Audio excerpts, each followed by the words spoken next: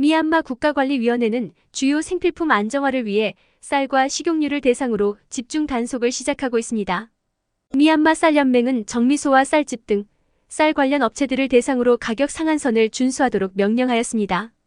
주로 정미소를 대상으로 창고에 보관된 쌀 재고량과 거래 가격, 운영 시간을 보고하도록 하고 있습니다. 또한 쌀 가격을 인상한 업체들에 대해선 신고하도록 명령하였습니다.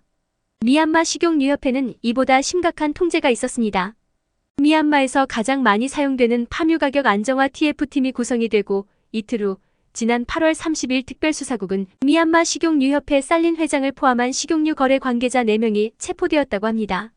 쪼민툰 대변인이 구금 사실을 부인하기도 하였으나 국영신문에서는 과도한 탐욕으로 인해 정부 기준 가격인 비스당 4,155잣을 위반하고 배럴 단위로 시장 유통 가격인 비스당 10만 잣 이상의 판매를 하다가 체포된 것으로 보도하였습니다. 체포된 이들은 인세인 타운십에 있는 군 신문소로 이송되어 소식을 알 수 없는 상태라고 합니다. 지난 8월 30일 파묘 유통업체 간담회에 참석한 미얀마 상무부 장관은 파묘 가격 안정화를 위해 가격 위반 업체 신고 제도를 마련하고 국가관리위원회에서 정한 기준 가격을 준수할 것을 경고한 뒤에 체포가 진행이 되었다고 합니다. 2023년 8월 31일 미얀마 중앙은행은 온라인을 통한 불법 외환거래 집중 단속을 경고하였습니다. 페이스북에서 운영되는 달러 환전 페이지와 그룹을 조사한 결과 미국 달러 외환 불법 거래 정황과 시장가 조작이 연루되어 있다고 밝혔습니다. 여기서 거래를 한 증거를 확보하고 이들을 체포하고 있으며 단속 공무원들은 위장 근무를 하여 불법 외환 거래를 단속하고 있다고 하였습니다. 미얀마 입국 시 외환 반입 금액을 신고하도록 하고 있으며 외환관리법 15장에 의거하여 6개월 동안 최대 1만 달러를 소지가 가능하다고 합니다. 6개월 이상 사용하지 않은 외환은 공식 환전소를 통해 환전하거나 은행에 입금을 해야 한다고 공지하였습니다. 2023년 8월 30일 양곤지역 무역협동조합 팀민트 사무총장은 2023년 24년 회계연도 동안 미얀마산 빗자루가 한국으로 24개 컨테이너로 수출할 것으로 기대한다고 밝혔습니다. 40피트 컨테이너에 약 3만 5천 개의 빗자루를 선적하여 약 84만 개를 수출할 것으로 기대하고 있습니다. 2022년 23년 회계연도에만 미얀마산 빗자루는 매달 거의 컨테이너 2대씩 선적을 했다고 설명하였습니다. 사무총장은 미얀마산 빗자루는 자연에서 나오는 재료를 사용하여 전통 방식으로 제조가 되고 있어 현대적인 기술로 만들어지는 플라스틱 빗자루보다 해외에서 더 많은 인기를 얻고 있다고 강조하였습니다. 한국으로 수출되는 대부분의 빗자루는 양곤 쇠빛다 타운십 협동조합에서 생산이 되며 앞으로 모비 타운십과 따익지 타운십에서 사업 확장을 할 예정이라고 합니다. 현재 미얀마산 빗자루는 한국 외에도 말레이시아, 인도, 태국으로 수출을 하고 있으며 원자재는 양곤, 바고 지역, 네피도, 라카인주 등에서 수급하고 있다고 합니다. 2023년 9월 5일 군 정당인 USDP 의원들은 국가관리위원회에서 계획한 미얀마 재선거는 2025년에 진행될 가능성이 높다고 밝혔습니다. 의원들은 국가관리위원회에서 미얀마 재선거를 위한 중요한 데이터인 인구조사에 대한 어려운 상황과 미얀마 외곽 지역의 교전으로 인한 불안정한 상황을 원인으로 지적하였습니다. 국가관리위원회에서는 2023년 말 시범적으로 일부 지역에 대한 인구조사를 시행하고 2024년 미얀마 전역 인구조사를 시행할 계획이라고 공식적으로 발표를 했기 때문에 2024년까지 미얀마 재선거를 실시하기는 현실적으로 어려울 것이라고 예상하였습니다. 지난 9월 1일에는 네피도에서 개최한 2023년 제3차 국가관리위원회 회의에 참석한 미나웅라잉 위원장은 국가관리위원회의 궁극적인 목표는 자유롭고 공정한 다당제 민주주의 총선을 실시하는 것이라고 강조하였습니다. 성공적으로 미얀마 재선거를 진행하기 위해선 국민들이 함께하여 자격을 갖춘 유권자들이 미얀마 전역에서 투표를 할 수 있도록 정확한 데이터를 확보하여 유권자 목록을 만들어야 할 것이라고 하였습니다.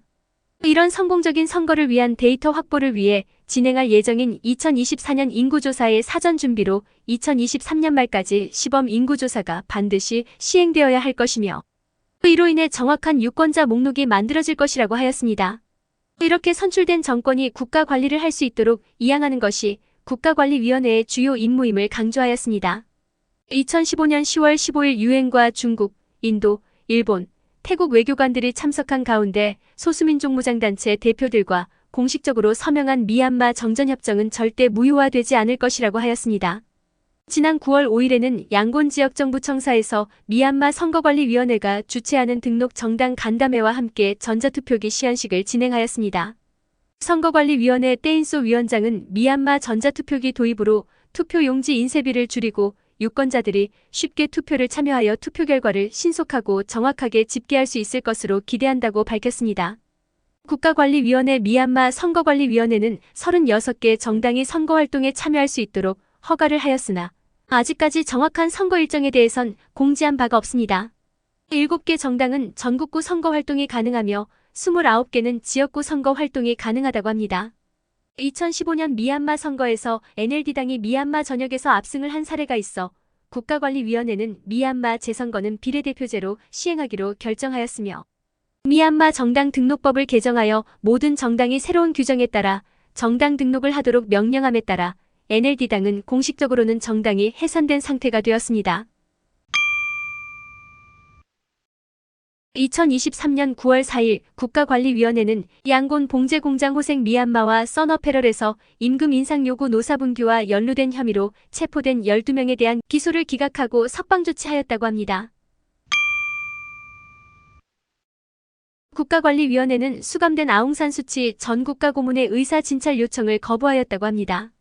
소식통에 의하면 전 국가고문은 잇몸이 부어 음식을 제대로 먹지 못하고 현기증과 구토 증상이 있다고 합니다. 미얀마 현지 언론사 데일리 11 보도에 따르면 주로 내무부 관료들이 정기적으로 전 국가고문을 면회하고 있다고 합니다. 하지만 방문 주기와 어떤 이야기를 나누는지에 대해선 공개하지 않았다고 합니다. 2023년 9월 5일 양곤 국제공항에서 미얀마 양곤 및 만달레이발 러시아 노보시비르스크 노선 취항식이 개최되었습니다. 미얀마 러시아는 항공 네트워크 구축을 위해 1970년 협정을 체결한 바 있으며 1979년부터 1992년까지 러시아 항공사에서 양곤 모스크바 직항 노선을 취항한 바 있습니다. 미얀마 도로안전위원회는 2023년 9월 1일부터 교통사고 감소를 위해 교통집중 단속을 시행한다고 밝혔습니다. 미얀마 도로안전위원회는 10개년 미얀마 도로안전 시행계획에 따라 운전자들의 교통규칙 준수를 장려하기 위한 캠페인으로 퀵윈 5대 안전수칙을 발표한 바 있습니다.